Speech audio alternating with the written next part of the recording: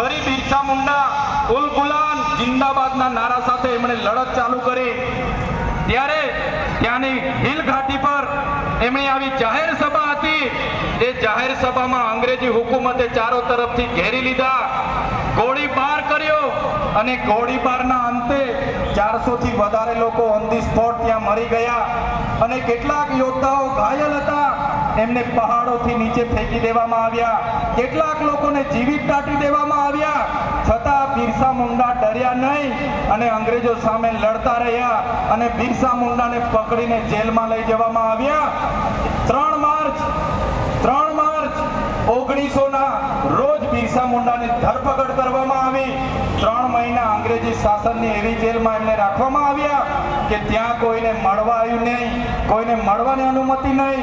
અને 3 મહિના બાદ એટલે કે 9 જૂનના રોજ બિરસા મુંડાના મોતના સમાચાર આવ્યા. ત્યારે બિરસા મુંડાને શંકાસ્પદ રીતે મોત એમનું જાહેર કર્યું. ત્યારે બિરસા મુંડાની લડત હતી કે જમીનો આદિવાસીઓની બચાવવાની, જળ જંગલ જમીન પરના અધિકારો આબાદિત રાખવાના. એ બિરસા મુંડાને લીધે આજે પણ આપણે આપણી જમીનો મેળવી શક્યા છે અને બચાવી શક્યા છે. સાથીઓ આપણે સમાજમાંથી આવીએ છીએ જેનો ઇતિહાસ ગૌરવશાળી છે. એ બિરસા મુંડા ભગવાન હોય, ટાટિયા ભીલ હોય, ખાજિયા નાયક હોય કે તિલકા માઝી હોય, ગુરુ ગોવિંદ ગીરી હોય કે જલપાઈસિંહ મુંડા હોય, જેમણે આઝાદીની લડતમાં પોતાનું યોગદાન આપ્યું, પોતાની સુવિધાઓ છોડી અને દેશ માટે લડ્યા, આપણા સમાજ માટે લડ્યા. આજે આઝાદીમાં પણ તમે જોઈ લો, આઝાદીમાં પણ આપણો આટલો મોટો સમાજે ખૂબ મોટું યોગદાન આપ્યું છે. જ્યારે આ વિસ્તારમાં મોટા મોટા ડેમો બનવાના હતા ત્યારે આદિવાસીઓએ પોતાની જમીનો આપી છે. જ્યારે આ વિસ્તારમાં નેશનલ હાઈવે નીકળવાના હતા ત્યારે આદિવાસીઓએ જમીન આપી છે. આ વિસ્તારમાં ટ્રેનો નીકળવાની હતી, બુલેટ ટ્રેન, રેલવે નીકળવાના હતા, એમાં આપણા આદિવાસીઓએ જમીનો આપી, નહેરોમાં જમીનો આપી, હાઈ ટેન્શન લાઈનોમાં જમીનો આપી. પણ આઝાદીના 78 વર્ષ પછી પણ આપણા સમાજ માટે આજે ભેદભાવ રાખવામાં આવે છે. આજે પણ અમારો સમાજ શિક્ષકોની માંગણી માટે આંદોલન કરે છે, સારી શાળા માટે આંદોલન કરે છે, પીવાના પાણી માટે આંદોલન કરે છે, સિંચાઈના પાણી માટે આંદોલન કરે છે. એટલા માટે આ સરકારોને અમે કહીએ છીએ, અગર આ સરકારો આદિવાસીઓની વિકાસ કરવા નથી માંગતી તો આવનાર દિવસોમાં દેશનું 29મું રાજ્ય અમે ભીલ પ્રદેશ બનાવીને રહીશું. અગર સરકારો અમારા આદિવાસીઓનો વિકાસ નહીં કરે તો જે અમારો ભીલ પ્રદેશ હતો એને વિભાજિત કરવામાં આવ્યો. આજે રાજસ્થાન, મધ્યપ્રદેશ, મહારાષ્ટ્ર અને ગુજરાત એ ભીલ પ્રદેશને અમે ફરી ભેગો કરીશું. આજે પણ અમારા રીત રિવાજો, અમારી જન્મની વિધિ, અમારી લગ્નની વિધિ, અમારી મરણની વિધિ સરખી છે. આજે પણ અમારા રીત રિવાજો સાચા છે. આજે પણ અમારે મધ્યપ્રદેશ, મહારાષ્ટ્ર અને રાજસ્થાન સાથે રોટી બેટીનો વ્યવહાર છે. આજે પણ અમારી બોલી, ભાષા અને પહેરવેશ સાચા સરખા છે. ત્યારે મિત્રો, આવનારા દિવસોમાં જો સરકાર આદિવાસીઓનો વિકાસ નહીં કરશે તો અલગ ભીલ પ્રદેશ રાજ્ય બનાવીને આદિવાસીઓનો આપણે વિકાસ કરી લઈશું. આપણી પાસે જળ છે, જંગલ છે, જમીનો છે, નર્મદાનું પાણી છે, નર્મદાની વીજળી છે, કાકરાપારની વીજળી છે, ઝઘડિયા રાજપાટી, જીઆઈડીસી, જીએમડીસી જેમાં લિગ્નાઇટ કોલસો નીકળે છે, છોટાઉદેપુરમાં આપણી રેતીની ખાણો છે, આંબા ડુંગરમાં યુરેનિયમની ખાણો છે. આટલી બધી રોયલ્ટી આપણે સરકારમાં આપીએ છીએ અને આજે પણ અમારો સમાજ શિક્ષક મૂકી આપો, ડોક્ટર મૂકી આપો, શાળા બનાવી આપો, રોડ બનાવી આપો, લાઈટ આપો, પાણી આપો, લડેંગે જીતેંગે, સરકાર મુર્દાબાદ જિંદાબાદ. શું આજે પણ આપણે જિંદાબાદ મુર્દાબાદ કરવાના છે? આગળ પણ આપણે જિંદાબાદ મુર્દાબાદ કરતા રહેવાનું છે. જિંદાબાદ મુર્દાબાદમાં આપણા બાપ દાદાઓ જતા રહ્યા, હવે આપણે જિંદાબાદ મુર્દાબાદ કરવાનું થતું નથી. એટલા માટે કહીએ છીએ, કાલે કેવડિયાનો વારો હતો, માલસામોટનો વારો આવશે, આવનાર દિવસમાં વાલિયાનો વારો આવશે, ઝઘડિયાનો વારો આવશે.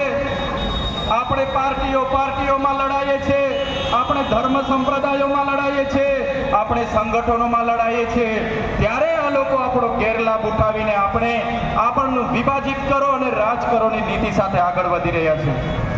ત્યારે મિત્રો એક થવાની જરૂર છે. મારા યુવાન મિત્રોને પણ હું આહ્વાન કરું છું, તમારી શક્તિનો ઉપયોગ, તમારી તાકાતનો ઉપયોગ, તમારી યુવા શક્તિનો ઉપયોગ તમારી કેરિયર બનાવવા માટે કરો.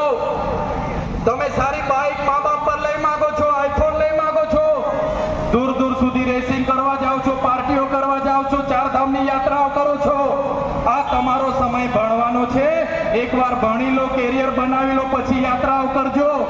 અને આવી જ રીતના તમારું જીવન, તમારું યુવાન, તમારી ઉંમરનો સમય તમે નાચવા કૂદવામાં કાઢી નાખશો, આપણા સમાજનો ઉદ્ધાર થવાનો નથી. બેન પાર્ટી વાળા મિત્રોને પણ મારે આજે વિનંતી કરવાની છે. બેન પાર્ટી વાળા પણ જેને મન ફાવે તેમ 1.5 લાખ, 1,20,000, 1,30,000 બેન પાર્ટી વાળા મિત્રોને પણ, યુનિયનને પણ હું કહેવા માંગુ છું, તમારા ડીજે સાઉન્ડ ઓછા કરી દેજો, તમારો સ્ટાફ ઓછા કરી દેજો, તમારા કલાકાર ઓછા કરી દેજો અને તમારા ભાવ પણ ઓછા કરી દેજો. નહીં તો આવનાર દિવસોમાં આ વિસ્તારોમાં બેન પાર્ટીઓનો અમે બહિષ્કાર કરીશું, કોઈને બોલાવીએ નહીં. મારા નોકરી કરતા કર્મચારીઓને પણ વિનંતી કરું છું, તમે આદિવાસીના દાખલા પર તમે ભણ્યા છો, તમને આદિવાસીના દાખલા પર નોકરી મળી છે, ત્યારે તમારા ભાઈ બહેનના દીકરા દીકરી શું ભણે છે, એની ફી ભરાય છે કે કેમ, આપણા સમાજની જાગૃતિ માટે કેમ તમે યોગદાન નથી આપતા? તમને પણ મારે બે હાથ જોડીને વિનંતી છે, તમે પણ યોગદાન આપો અને તમે પણ બધાને આગળ લાવવામાં મદદરૂપ થાઓ. કોઈનાથી ડરવાની જરૂર નથી. આપણે બધા એક હોઈશું તો કોઈના બાપની તાકાત નથી કે તમને ને અમને કોઈ દબાવી શકે. ત્યારે મિત્રો આજના મંચ પરથી કહીએ છીએ, ભગવાન બિરસા મુંડાનો ઇતિહાસ ગૌરવશાળી છે, આપણા પૂર્વજોનો ઇતિહાસ ગૌરવશાળી છે અને ઇતિહાસમાંથી પ્રેરણા લઈને આપણે આપણા જીવનમાં આગળ વધવું જોઈએ. કેટલી વાર સુધી લડાઈને જીતેંગે કરતા રહીશું. એટલે મારા યુવાનો, તમારો ભણવાનો સમય છે, તમે ખૂબ સારું ભણો, તમારું કેરિયર બનાવો, એવી જ આપ સૌને વિનંતી કરું છું. મારા વડીલ મિત્રોને પણ ખાસ અપીલ કરું છું, કેટલાક યુવાનો નાચે કૂદે, પાર્ટીઓ કરે, ચારધામની યાત્રાઓમાં 15 દાડા પદયાત્રા કરે, જુગાર રમે, દારૂ પી, તો એ વડીલોની તમારી અમારી જવાબદારી છે આપણા યુવાનોને શિક્ષા આપવાની. ઉભા રાખો એ લોકોને રોડ પર, જ્યાં મળે ત્યાં પકડો એ લોકોને, ઉપેશ કરાવો ને બીજી વારમાં જાહેરમાં આવું ખાવા પીવાનું, યાત્રા કરવાનું, નાચવાનું, કૂદવાનું બોની કરે, એની ધ્યાન આપણે રાખવું પડશે.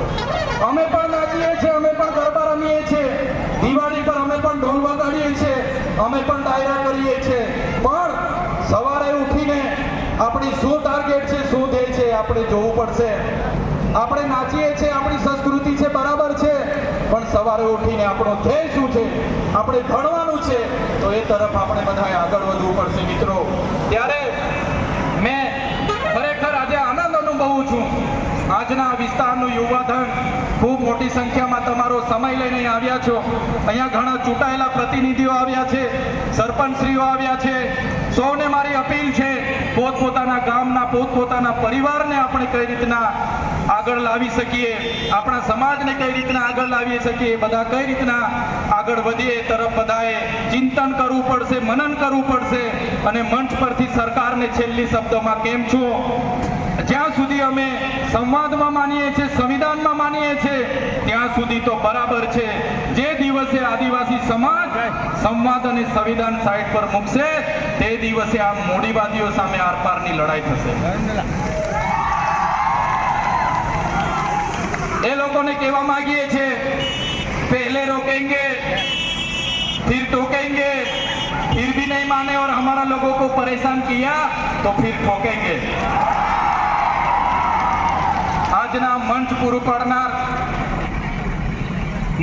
પાડનાર નેત્રંગ તાલુકાના જ્યારે પણ આદિવાસી સમાજની વાત આવે, પોતે આદિવાસી બનીને અહીં બિરસા મુંડાની પ્રતિમા જ્યારે મૂકતા હતા, વહીવટી તંત્રએ ખૂબ પરેશાન કર્યા. એમને ત્યાં સેન્ટરમાં મૂકવાની હતી, મૂકવા નહીં દીધી, છતાંય ન નમ્યા અને પ્રતિમા મૂકી અને અહીં વિસ્તારના લોકોને, યુવાનોને જાગૃત કરવા, પ્રેરણા લેવાનું કામ જેમણે કર્યું છે, એવા શેરખાનભાઈ, એમના પૂરા ટીમને, વિપુલભાઈ, સંજયભાઈ, પૂરી ટીમને હું અભિનંદન આપું છું કે તમે અમને બધાને આ મંચ પૂરું પાડ્યું, અમને આમંત્રિત કર્યા અને